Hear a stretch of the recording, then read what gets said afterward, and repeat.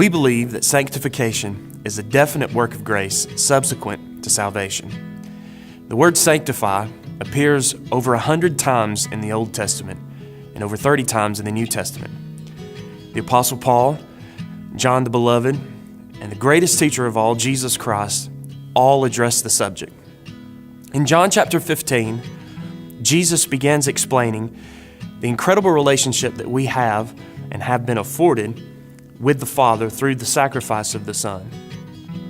Jesus begins to explain that He is the vine, we are the branches, and the Father is the gardener.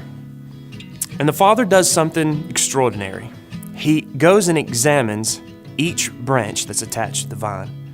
If He finds a branch that's not producing fruit, a branch that's out of the will of God, that's in willful sin, He cuts off that branch from the vine. And then He goes and examines the branches that are attached to the vine that are producing fruit. And He prunes them, not in punishment, but so that the branch can produce more fruit. In short, God loves us so much to not only save us from our sin, but to make us the best that we can be. Sanctification is sometimes difficult. Pruning can be hard, but the outcome is always worth it. Sanctification is also necessary.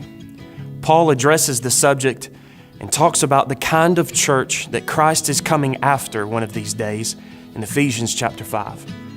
And Paul states that Christ is coming back for a radiant church, one without spot or blemish or wrinkle, one that is holy and blameless.